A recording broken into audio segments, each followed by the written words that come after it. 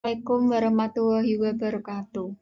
Perkenalkan, nama saya Clara Zarina Nabila Maharani, program studi S1 Manajemen. Saya di sini ingin presentasikan sistem perekonomian Jerman. Sejarah perekonomian Jerman. Sejak era industrialisasi, Jerman telah menjadi motor dan pergerakan ekonomi global. Negara ini adalah pendiri Uni Eropa, G8, G20, serta menjadi eksportir terbesar dunia pada tahun 2003 sampai 2008. Tahun 2011, negara ini tetap menjadi eksportir terbesar kedua dunia dan importir terbesar ketiga dunia.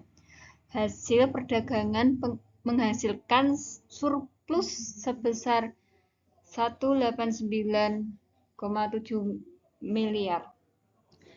Jerman adalah satu-satunya negara yang tidak tergabung dalam anggota tetap Dewan Keamanan Perserikatan Bangsa-Bangsa yang termasuk ke dalam 5 eksportir senjata terbesar dunia. Sebelum 1850, Jerman berada di belakang beberapa negara-negara pemimpin industri seperti Inggris, Prancis, dan Belgia. Mulai tahun 1850, Jerman mulai berbenah dan pada tahun 1900, Jerman mulai dapat menyamai Inggris dan Amerika Serikat. Perkembangan revolusi industri Jerman dimulai di industri tekstil, dimulai dengan penghilangan tarif melalui Zollverein tahun 1834, kemudian dengan dibukanya jalur kereta api tahun 1840-an, maka muncul pasar-pasar baru untuk produk lokal dan permintaan terhadap manajer, insinyur, dan arsitek pun meningkat pesat. Diikuti investasi pada bidang batu bara dan besi meningkat. Selanjutnya,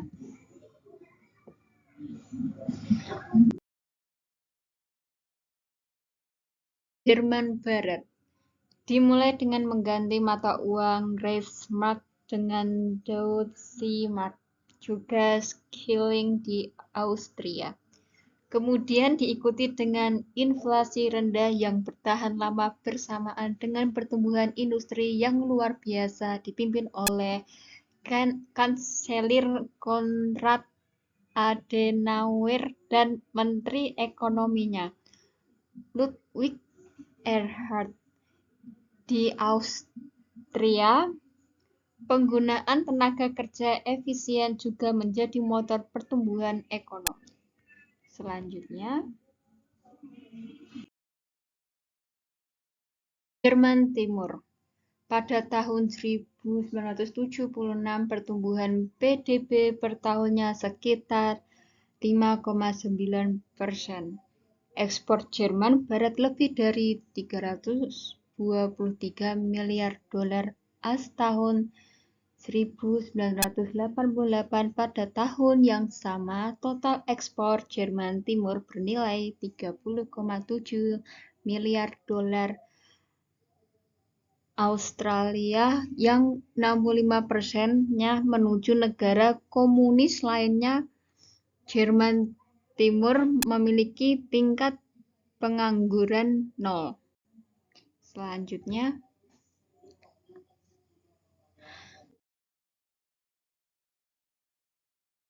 sistem ekonomi Jerman. Perekonomian Jerman didasarkan pada perekonomian campuran yang menyerupai perekonomian pasar. Sistem perekonomian negara ini menggabungkan unsur perekonomian pasar dan perekonomian terencana. Individu bebas bekerja, berproduksi, mengkonsumsi, dan berinvestasi sesuka mereka. Contoh data makroekonomi di bawahnya. Selanjutnya, komponen pendapatan nasional bruto.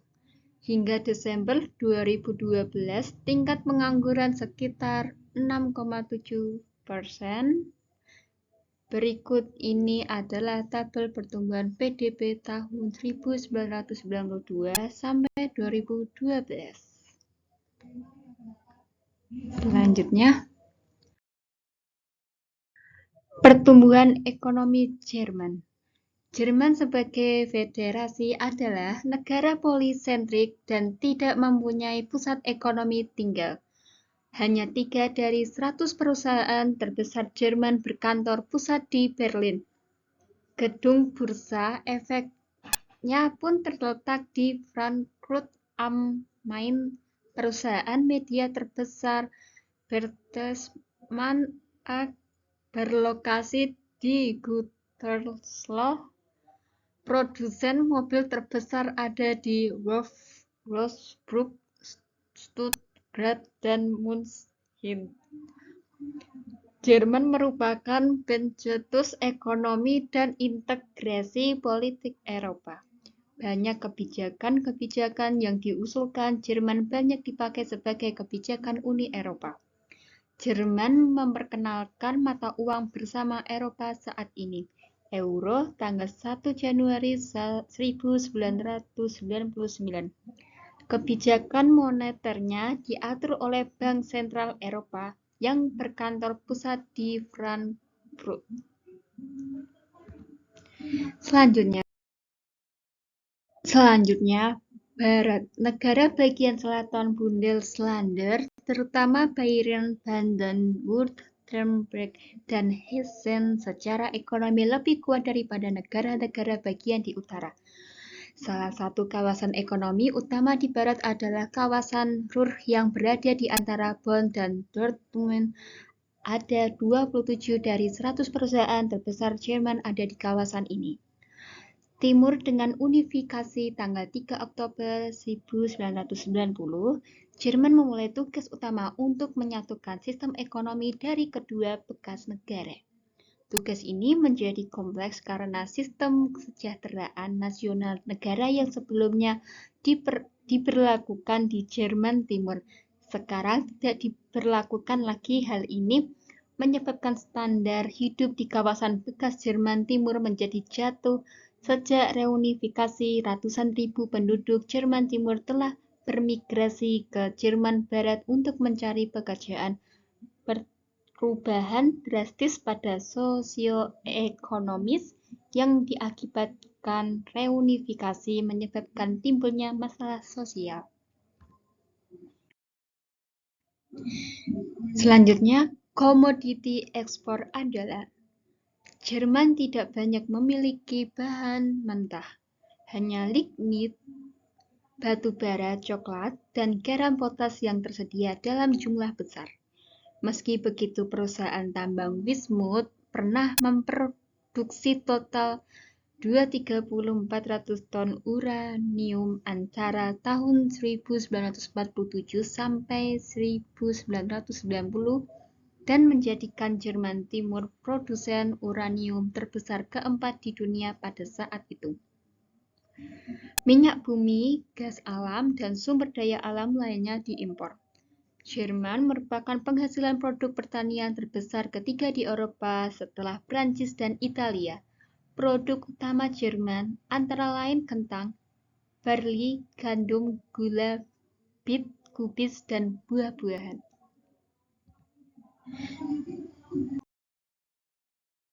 Selanjutnya, kebijakan ekonomi Jerman, industri dan konstruksi berkontribusi terhadap 29% produk domestik bruto tahun 2008 dan mempekerjakan 29,7% tenaga kerja. Jasa pada tahun 2008, sektor jasa berpengaruh terhadap 69% produk domestik bruto dan mempekerjakan 67,5% total angkatan kerja. Subkomponen dari sektor ini adalah keuangan, penyewaan, dan kegiatan bisnis 30,5%. Perdagangan, hotel, restoran, transportasi 18%, dan sektor jasa lainnya 21,7%. Selanjutnya, energi. Jerman adalah konsumen energi terbesar kelima di dunia dan 2/3 energi di negara ini diimpor 2002. Pemerintah Jerman memulai kampanye konservasi energi dan penggunaan energi terbarukan seperti matahari, angin, biomasa, dan geotermal. Selanjutnya, transportasi. Dengan posisinya yang berbeda di tengah Eropa, Jerman merupakan penghubungan transportasi. Hal ini dapat dilihat dari jaringan transportasinya yang begitu rumit dan modern. Teknologi, pencapaiannya Jerman di bidang sains mempunyai pengaruh signifikan dan penelitian dan pengembangan telah menjadi bagian dari ekonomi. Jerman juga negara yang maju dalam penggunaan teknologi ramah lingkungan.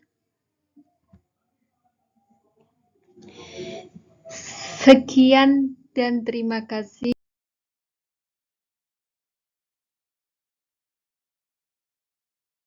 Apa yang saya sampaikan dapat bermanfaat bagi kita semua. Jika ada kekurangan, maaf dimaafkan. Assalamualaikum warahmatullahi wabarakatuh.